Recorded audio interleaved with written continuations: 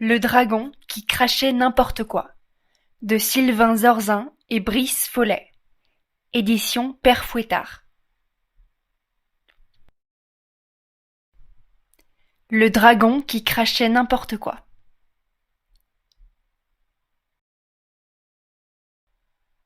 Lui, c'est Bernard. Bernard est le plus fort, le plus puissant de tous les dragons.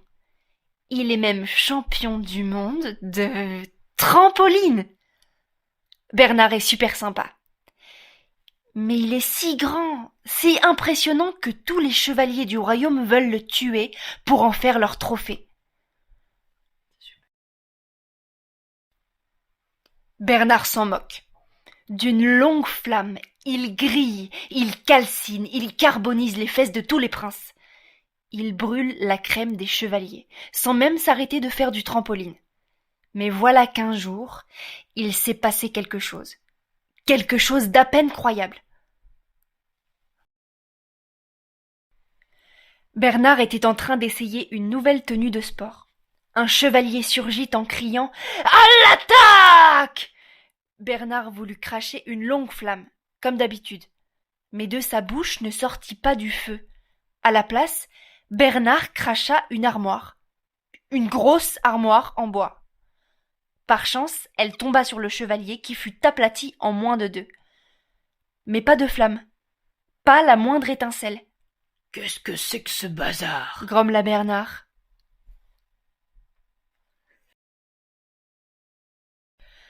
Un autre chevalier attaqua Bernard en hurlant « Banzai !» Bernard voulut cracher une longue flamme, comme d'habitude. Mais du feu, il n'y en eut toujours pas. À la place, Bernard cracha un vase, avec même une fleur dedans. Heureusement, le vase recouvrit la tête du chevalier qui n'y vit plus rien. Bernard fronça les sourcils. « Qu'est-ce que c'est que cette histoire ?» Il alla s'asseoir sur un rocher. Il prit une longue inspiration, puis il souffla. Il cracha. Un réveil, Un porte-manteau, des WC, une poêle à frire, des rollers, un cerf-volant un tuyau d'arrosage, et un moulin à poivre. Le poivre le fit éternuer. une guitare électrique, Une horloge, un cheval à bascule, un globe terrestre, une gomme. une chemise hawaïenne. Bernard commençait à être inquiet. Et il souffla encore, Un fer à repasser, une bougie d'anniversaire encore allumée, une chaussette en laine, un vélo. une contrebasse. Aurais-je été ensorcelé ? Se demanda-t-il. Non, je n'ai croisé ni sorcière, ni sorcier. Ai-je mangé de la nourriture périmée ? Non, je n'ai bu qu'un sirop à la menthe. Je l'ai d'ailleurs préparé moi-même, avec la menthe qui est juste là, dans le potager. Il regarda le potager. Tout avait l'air normal. Tout à coup, Bernard entendit des bougonnements. « Ah, mais grrr, ce n'est pas possible. Zut de bon sang. Rah !» C'était une fée. Elle avait l'air furax. « Bonjour. » dit Bernard. « Eh bien, qu'est-ce qui se passe ?» « Ce qui se passe !» répéta la fée. Elle agita sa baguette magique en formulant « Abracadabra, abracadabra !» Pjouf ! De sa baguette sortirent Un canard en plastique, des cartes à jouer, un saxophone un vieux doudou baveux. et un boomerang bleu.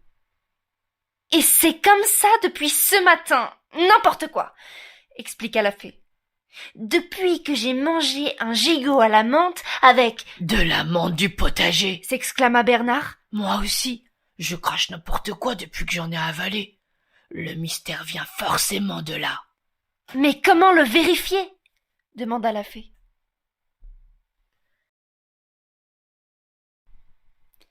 Bernard et la fée entendirent alors une voix. C'était une princesse qui chantonnait « La la la la la. Dans ses mains, elle tenait une grenouille.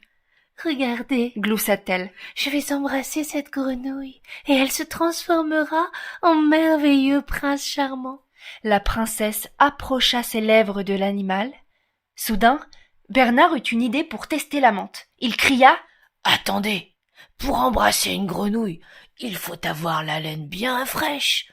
Mâchez donc un peu de menthe. » Il cueillit quelques feuilles dans le potager qu'il tendit à la princesse. Elle mâcha les feuilles de menthe, puis elle embrassa la grenouille. Smack. Aussitôt, pchouf! La grenouille se transforma en une espèce de crabe moche, avec des pinces charmantes, certes, mais quand même très, très moche. « Ah !» cria la princesse, qui s'enfuit en courant. « Bernard, tu avais raison. Quelque chose cloche avec la menthe, » dit la fée.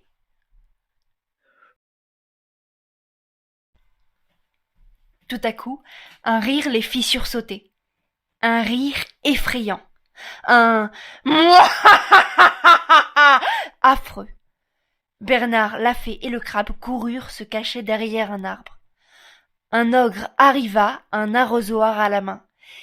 Il arrosa la menthe en poussant un nouveau diabolique. Le dragon murmura. « C'est sûrement ce produit dans l'arrosoir qui nous a rendus malades. »« Bernard, chuchota la fée, il faut faire quelque chose. »« Je voudrais bien, mais je ne crache plus de feu. »« Mais tu es toujours un dragon super fort. » Bernard hocha la tête. « Tu as raison. Viens avec moi. On va lui montrer de quel bois on se chauffe à cet ogre velu. » Bernard et la fée bondirent vers l'ogre. Le dragon souffla le plus fort qu'il put. Une table de nuit, un lampadaire, un ballon de foot, une paire de moufles, un tournevis en plastique et un canapé à fleurs. La fée formula « Abracadabra, abracadabra !» et bombarda l'ogre d'avions en papier, de billes et de crayons de couleur. Le crabe donnait même des coups de pince. « Aïe, aïe, aïe !» gémit l'ogre en s'enfuyant. « Pourquoi vous faites ça ?»« Et toi ?» demanda Bernard. « Pourquoi tu nous empoisonnes ?»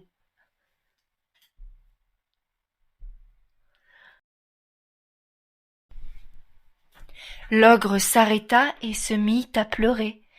« Ce n'est pas vous que j'empoisonne. Je veux juste me débarrasser de la menthe.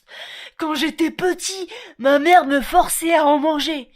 Elle en mettait à tous les repas, dans tous les plats. Gigot d'enfant à la menthe, rôti de bambin à la menthe, glace aux mioches mentholées. C'était horrible. Depuis, dès que j'entends le mot menthe, je me lamente et j'ai mal au ventre. » Bernard. Son enfance le tourmente. L'ogre. Aïe, oui, mon ventre. La fée. Sa vie est déprimante. L'ogre. Oui, aïe. Bernard. Parfois, l'existence n'est pas clémente. L'ogre. Aïe, aïe. La fée. On doit lui faire oublier la menthe. Bernard. Il lui faut une nourriture enthousiasmante. L'ogre. Oh, ça a l'air chouette. La fée. Ou alors des friandises carrément démentes. L'ogre applaudit. Oh oui, ce serait tellement bien. Bernard rugit. Mais d'abord, donne-nous un antidote contre ce poison.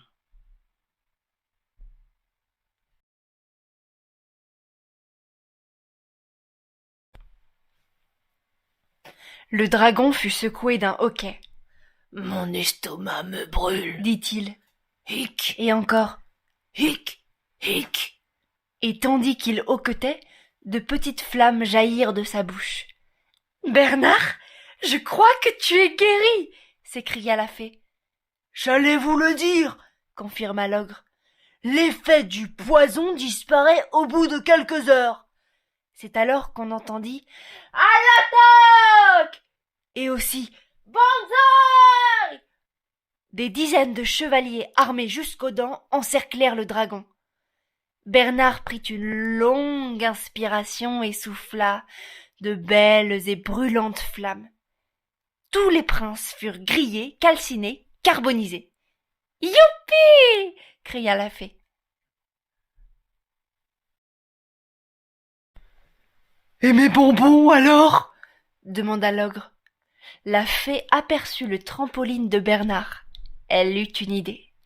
Elle se tourna vers le crabe, puis prononça « Abracadabra ! Que ce crabe se transforme en kangourou gourmand !» Drôle d'idée, mais pourquoi un kangourou? s'étonna le dragon. « Tu vas voir, répondit la fée avec un sourire mystérieux. Pchouf! Le crabe se transforma en un kangourou glouton. Il sauta jusqu'au potager et croqua la menthe que l'ogre venait d'arroser. Le kangourou se régalait et bondissait de joie.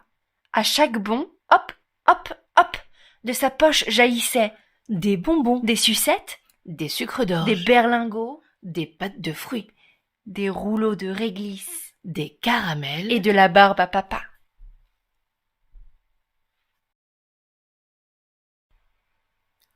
Et voilà, dit la fée, plus de menthe empoisonnée et des bonbons par paquet.